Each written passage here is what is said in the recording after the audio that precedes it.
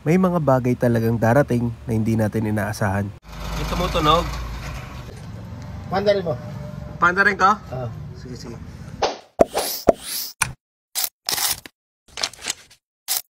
Ayan, kung naririnig nyo po, ayan o. Ayan, nawawala.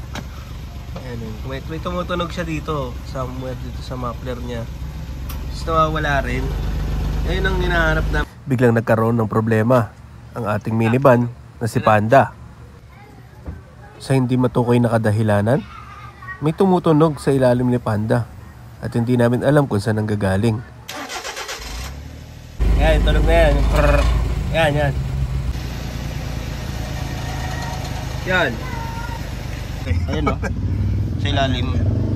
Sa ilalim? Sa ilalim. Napingas na. Lumaki na yung butas. Ayun tumutunog. Patunog yung mga kayo. Yun. Ito. Pasok na dito yung butas eh. Kaya gumagana na. Ah, kailangan ng ano, washer talaga. Napigil. Ayun, saan yun? Hindi na dito yan.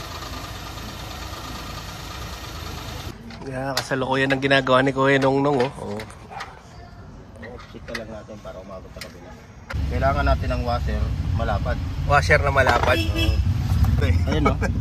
Sa ilalim. Sa ilalim? Sa ilalim. Napingas na. Lumaki na yung butas. Ayun tumutunog. Patunog yung mga kayo. Yun. Ang butas doon ganyan nakalaki.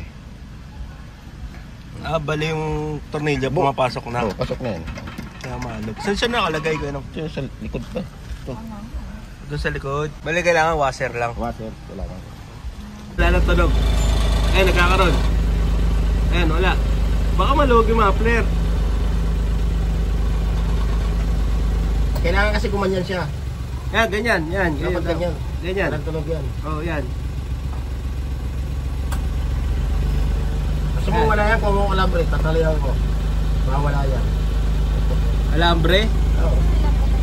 Pero pagkano palitan mo yung ano, mga goma? Goma. Oo. Hanap mo na ako alambre. Kuha mo ko muna alambre, talihan natin.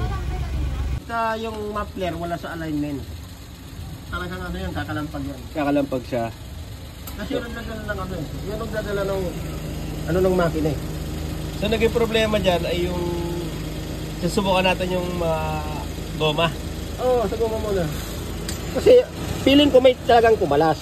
Pero kung kaya naman kunin sa labas, ba't mo bubuksan? Oh, tama. Tama naman. At mara sa labas ka muna. Labas muna.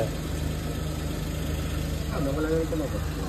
So yung mga DA64, DA17 na mini wagon. Dito si Kuya Nongnong, taga Manila lang to. Di ba bihira mekaniko ng ano? Oo, wala talagang magawa naman ng ganyan. Oh, ito si Kuya Nongnong dito sa Malabon.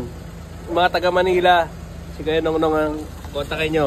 PM nyo ako, kukonect ko kayo kay Kuya Nongnong. Yan. Madaming gusto magpagawa dito, Kuya Nong. Oo. Gagawa lang yan ng paraan yan. Mga kabiyaya ganyan. Kailangan lang niyang itali ngayon dahil kailangan namin bumili ng goma para ma-fit dun sa muffler niya at hindi siya tumunog. Okay na. Wala na tunog oh. Mga kabiyaya ganyan. Galing lang. Paraan lang, para-paraan lang. Maraming salamat sa tulong mo, Kuya Nong. Mabuhay ka at makakabiyahe na muli si Panda.